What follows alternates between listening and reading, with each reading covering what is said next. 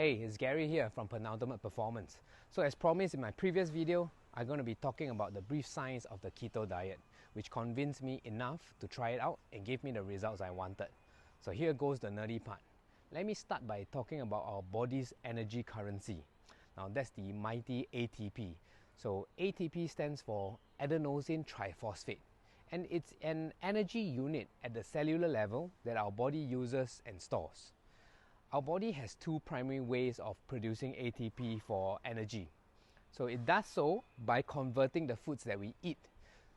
The body, or more specifically, all these processes happen in the mitochondria in our cells. So mitochondria can produce ATP via fats or carbs by combining them with oxygen. If you remember your secondary school science, your mitochondria is known as the power plant or the powerhouse of your cell.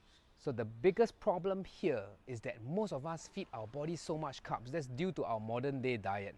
So our mitochondria loses the ability, or should I say decrease ability in using fats as fuel.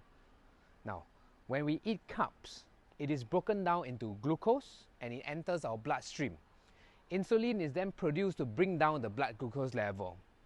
However, over an extended period of time, with this constant elevated glucose in the blood, our cells loses sensitivity to insulin.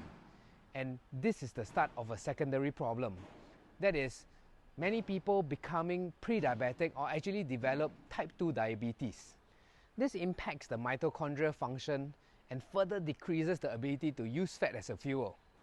So being pre-diabetic, at least that was where I think I was, because I had some of the matching symptoms with type 2 diabetes.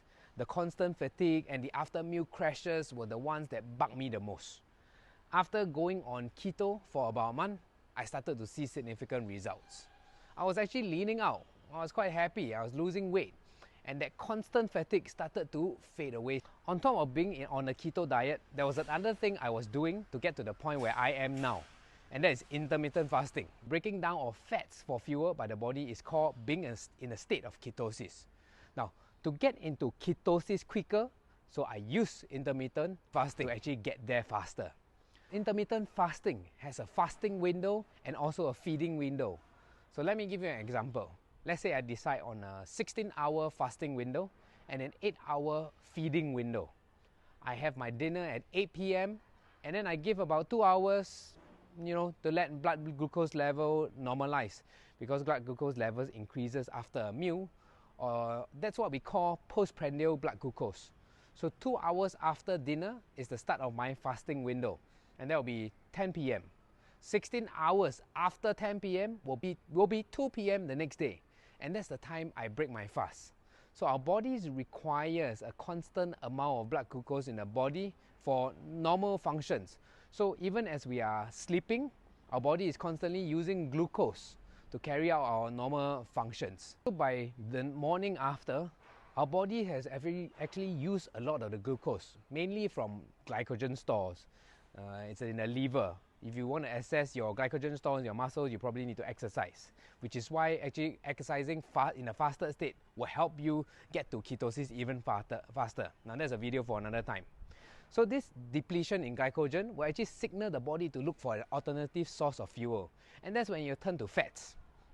Now, you're going to turn your body into a fat burning furnace. So where does all this fat come from? It comes from the fat stores in the body, which is why it helps people lean out. So when people first get on a keto diet, that is what happened. So these days, I'm glad to report that I'm still experiencing good changes, and I've gradually started adding carbs back into my diet to supplement with my training intensity. So now I have this metabolic flexibility. I can switch between the fuels quite efficiently. That's why I experience this energy level that I never had before. So if you'd like to give keto a shot, I hope I've given you enough convincing to try it out. Alright, this is Gary signing out. See you in the next video.